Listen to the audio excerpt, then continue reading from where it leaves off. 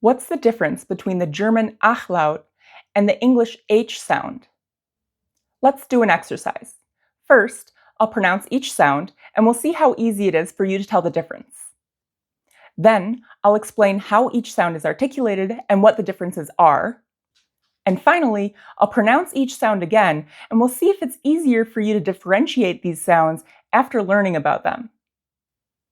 First, let's compare the Ach-Laut and the H.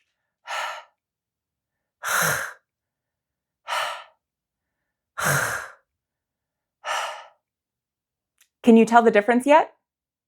Now, let me show you what's going on. The Ach-Laut is a voiceless velar fricative.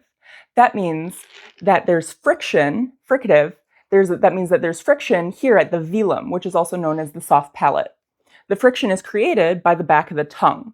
So when I'm producing that sound, I'm moving the back of the tongue up toward the soft palate, and I'm creating friction.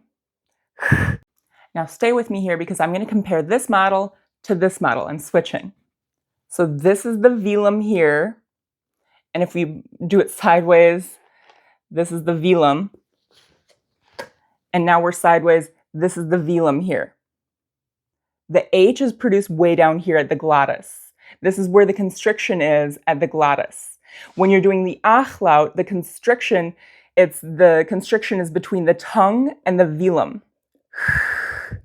You're producing a closure or a near closure here. The constriction in the H is way down here. That's not happening for the Ach-Laut.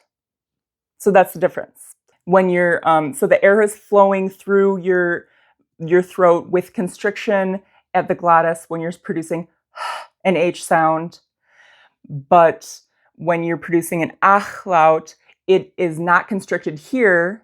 It's just flowing freely through the throat, and then it is constricted after that at the velum by the tongue.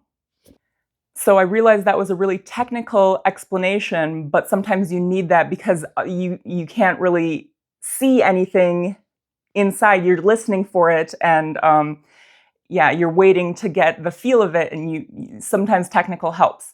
So I'm going to produce those sounds again, and we'll see if that technical explanation helped you, and now you've got an ear for it. So.